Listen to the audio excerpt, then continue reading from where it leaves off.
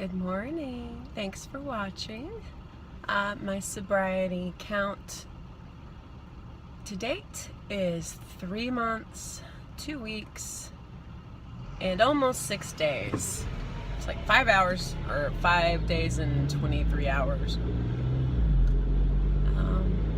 I have not gotten a new tripod thingy for my car, so I will try to hold on to it so that maybe it's not quite so bouncy this week.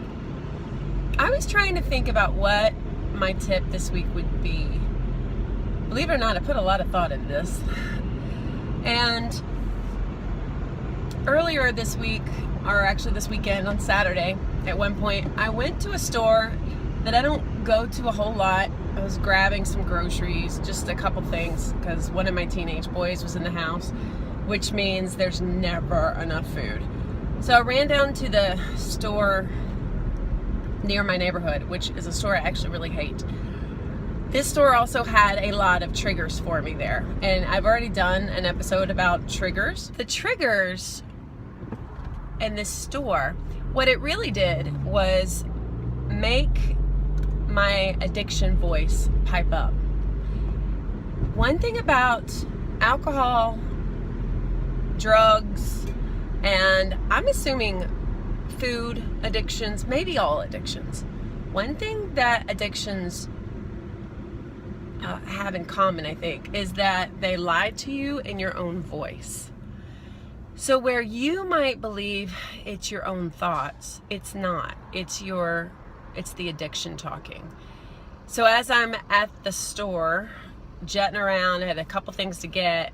One of the things I had to get was near the big boozy corner of this store. And normally, I'm not all that affected by that stuff. I mean, I don't go down those aisles or to those areas, but on this one day, for whatever reason, that voice was speaking a little bit to me. Not too strongly, but it just sort of was like, almost this, I wish I could give you the words. Almost just, you could just do it. You could just do it. You could just grab something. Remember when you used to buy stuff? Remember you used to drink it in the car on the way home? Remember before you get home, you could have 2 or 3 bottles of whatever already down the hatch in a 3-minute drive? You could do that again. You could do that again. So what? Fuck it. So what? Which is just insane. It is like having a demon in your head. And that is what addiction is. If you want to personify it. And what makes it extra lascivious is that it's your voice. It would be bad enough if it was some little monster voice, but it isn't. It's your voice. And it is very, very easy to mistake that as you talking when it is not you. It is the addiction. The podcast I talk about constantly, Recovery Elevator, he has named his voice. And I've already forgotten what the name of his addiction voice is, but it's very different from his name. I haven't gone so far as to name the voice, but I recognize that it's there, and I recognize that it will be there for the rest of my life. And I think, again, I'm going to say, I think all of us with addictions, it's going to be there.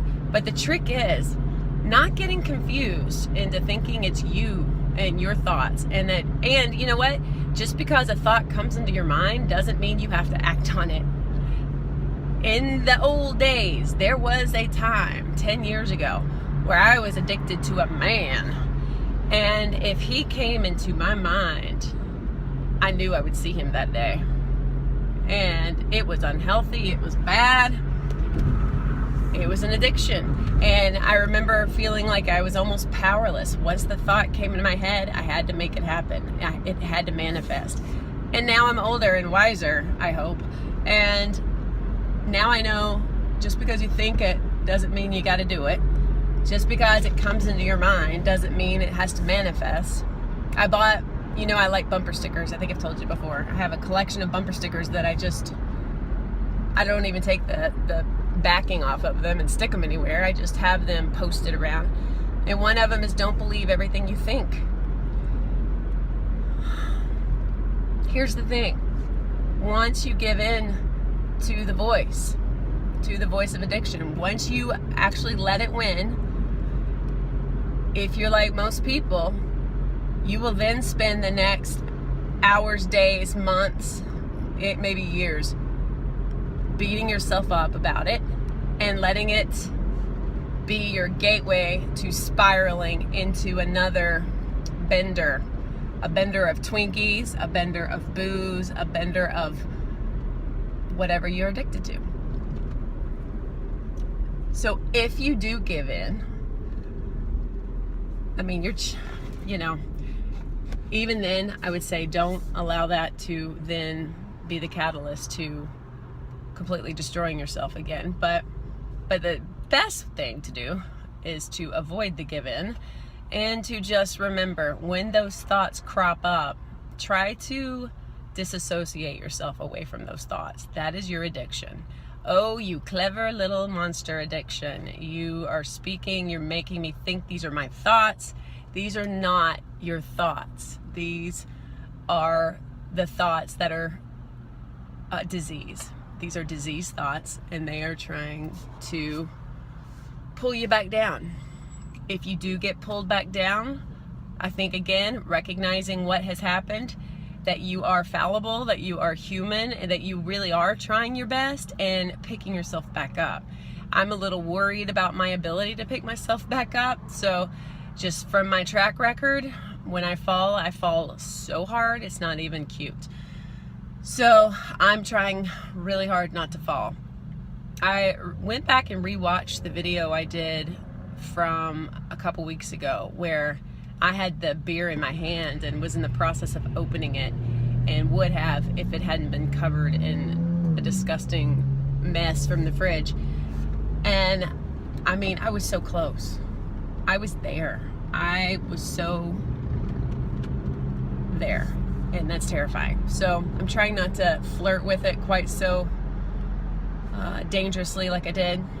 I was in a bad place because, that was the death of my mom and my birthday and a bunch of other crap.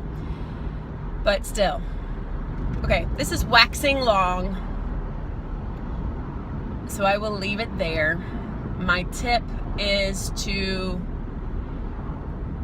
understand that your addiction will lie to you in your voice, and not to get that confused with your own thoughts, because it's not your own thoughts. I think any real addict sees some truth in that, and if you don't yet, I think you will. I don't think I have any recommendations this week as far as books or anything like that. I've been binge watching Harry Potter. So I did that last weekend. I did it this weekend. I get a lot of joy out of that. So binge watch your favorite feel good or magical or exciting, inspirational movies or YouTube videos, and make your spirit happy that way. Well, I hope this made sense, and I thank you again for watching. Thank you so much for your kind words and constant support. I love you. If you celebrate Thanksgiving, have a good one. I'm either going back to my tent place and going to brave the below zero temperatures at night in my tent, or I'm going to almost have a redo for Samhain since I missed it. I have some free time for Thanksgiving. I've got some free time where all my kids are in different places and I don't have to be anywhere. I was invited somewhere, but I think I'm going to politely say no thanks and just be with my ancestors, specifically my mom, and feed my spirit. All right, take care, guys. Be well. Peace.